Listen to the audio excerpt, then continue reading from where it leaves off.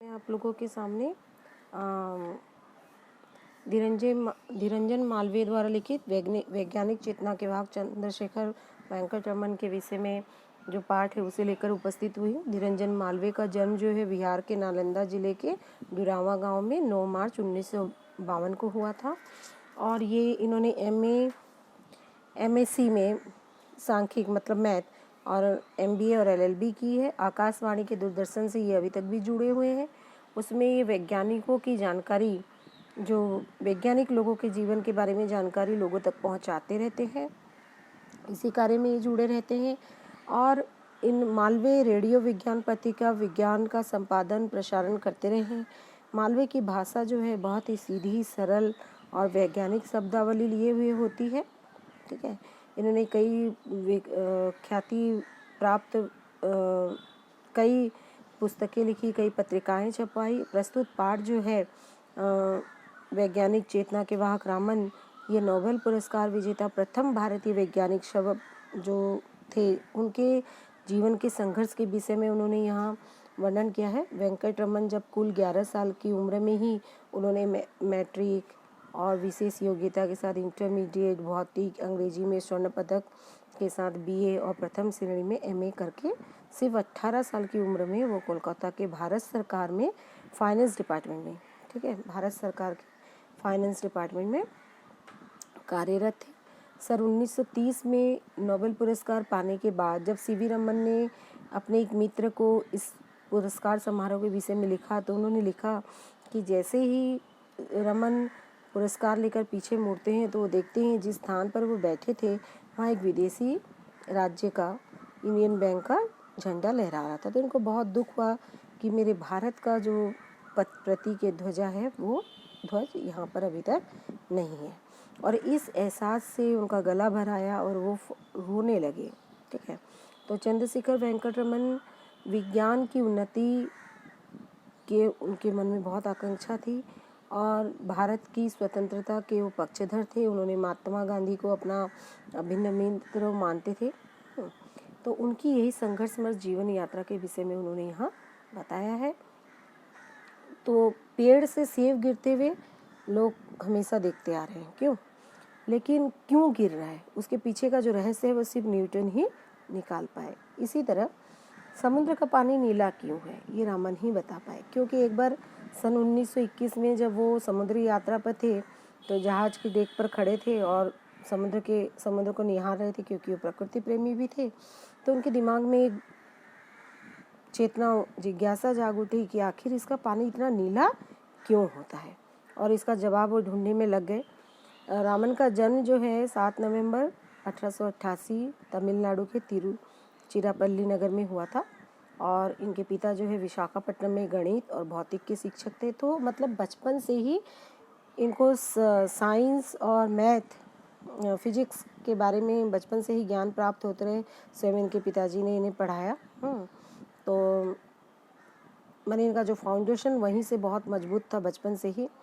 और कॉलेज की पढ़ाई उन्होंने पहले NBN कॉलेज तिरुचिरापल्ली में की और फिर प्रेसिडेंसी कॉलेज मद्रास से की। BA और MA दोनों ही परीक्षाओं में इनको काफ़ी अच्छे अंक प्राप्त हुए। और रामन जो का मस्तिष्क जो है वो विज्ञान के रहस्यों को सुलझाने के लिए बचपन से ही बेचैन रहता था। ठीक है, अपने कॉलेज के ज़माने में भी वो शोध कार्य में जुड़े रहते थे।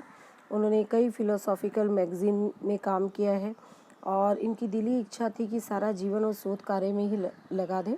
बहुत प्रतिभावान छात्र थे, इनको सरकारी नौकरी की और आकर्षित होते थे। तो रामन भी जब अपने समय में सुगुण छात्रों की भांति भारत सरकार के वित्त विभाग मतलब फाइनेंस डिपार्टमेंट के ऑफिसर बन गए और उनकी पोस्टिंग कलकत्ता में हुई। तो उन दिनों उन्होंने मैंने सिर्फ वो ऐसे नहीं कि सिर्फ समुद्र के पानी की ओर ही वो आकृष्ट हुए हैं। वो वाद्य यंत्र मतलब अंग्रेजी विदेशी वाद्य यंत्र और देसी हमारा जो भारतीय वाद्य यंत्र के बीच जो डिस्टेंस रखा जाता था कि फॉरेन वाद्य यंत्र ज़्यादा अच्छे हैं, उसको भी उन्होंने गलत साबित कर दिया।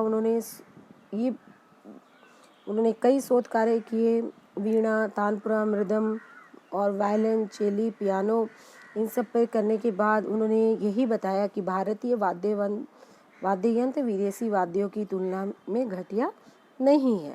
ठीक है, तो वे अपने ज़माने के बहुत अच्छे शिक्षा शास्त्री भी थे। एक उस समय और एक शिक्षा शास्त्री थे जिनका नाम था आशुतोष मुखर्जी, और जब उनको इनके बारे में जानकारी मिली तो उन्होंने अपने कॉलेज में इनको विश्वविद्यालय में प्रोफेसर के पद पे आने के लिए कहा। तब उन्होंने देखा कि मतलब उस समय की जो सरकारी नौकरी, वो भी पूरा अच्छी दरमा, अच्छी सुख सुविधाएं छोड़कर विश्वविद्यालय की नौकरी में आना बहुत कठिन जान पड़ता था, क्योंकि कम सुविधा, कम पैसे मिलते। फिर भी रमन ने सरकारी नौकरी की सुख सुविधाओं को छोड़कर 1917 में कलकत्ता विश्वविद्यालय की नौकरी में वो आ गए। और यहाँ मैंने उनको तो शुरू से ही पढ़ाने का और पढ़ने का शौक़ था, शोध कार्य में रहने का शौक़ था। तो इसी दौरान 4 साल बाद मतलब 1921 में समुद्र यात्रा के दौरान इनके मस्तिष्क में आया कि आखिर समुद्र का पानी नीला क्यों होता है, और इस प्रभाव का उन्होंने खोज किया।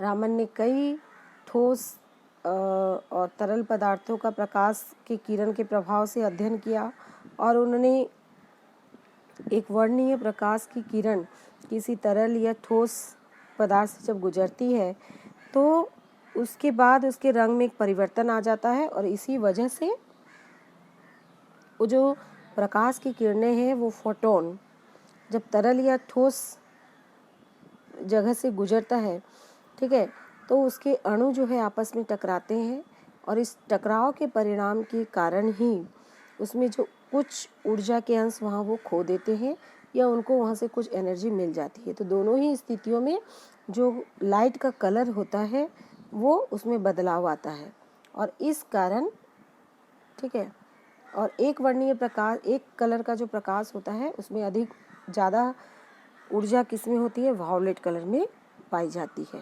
वायलेट के बाद नीला, आसमानी, हरा, पीला, नारंगी और लाल रंग का नंबर आता है, और इस प्रकार लाल रंग जो है प्रकाश की ऊर्जा सबसे कम होती है, और उसी हिसाब से उसका वर्ण परिवर्तित होता है। तो रामन की खोज भौतिक क्षेत्र की में क्रांति के समान थी। इसका पहला परिणाम ये हुआ कि प्रकाश, लाइट की जो प्रकृति के बारे में आइंस्टाइन के विचारों का एक प्रमाण मिल गया। आइंस्टाइन ने जो प्रमाण दिया था, तो इस तरह से रामन की खोज के कारण कई अणु, परमाणुओं के आंतरिक संरचना के बारे में भी आसानी से पता लगाया जा सका। और रामन प्रभाव के नाम से जो खोज उन्होंने की थी, कि चोटी के वैज्ञानिकों में इनको लाकर खड़ा कर दिया। इनको बहुत पुरस्कार और सम्मानों से नवाजा गया। 1924 में रॉयल सोसाइटी की सदस्यता से इनको सम्मानित किया गया। 1929 में उन्हें सर की उपाधि मिली। हम उनको सर वेंकटरमन कहते हैं।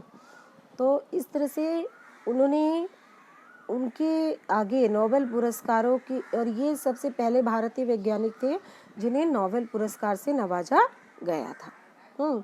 और विज्ञान के क्षेत्र में इन्होंने एक क्रांति ला दी थी। और भारतीय संस्कृति से रामन का हमेशा गहरा प्रभाव रहा, इसलिए जब भी उनको कहीं पर भी अंतर्राष्ट्रीय प्रसिद्धि के बाद भी उन्होंने अपने दक्षिण भारतीय पहनावे को नहीं छोड़ा, कि मुझे स्टेज पर जाना है तो कोट पैंट नहीं, वो अपने वही धोती, कुर्ता और सर पर पगड़ी लगाकर ही जाते थे। और सर रामन जो है वो पूरा अल्कोहल के खिलाफ थे, वो कभी अल्कोहल नहीं लेते थे। तो एक बार एक फॉरेनर ने उनका मजाक भी उड़ाया था कि जिसने अल्कोहल के बारे में बताया वही अल्कोहल से दूर जा रहा है। तो उसके बाद रामन रिसर्च इंस्टीट्यूट के नाम से बेंगलोर में एक शोध संस्थान की स्थापना की गई, और भौतिक शास्त्र के अनुसंधान को बढ़ावा देने के लिए इन्होंने इंडियन जर्नल ऑफ फिजिक्स नामक शोध पत्रिका भी शुरू की, जिससे आगे चलकर जो शोध कार्य के जो छात्र थे उनको बहुत मार्गदर्शन मिला, बहुत प्रतिष्ठा लाभ हुई इनको। और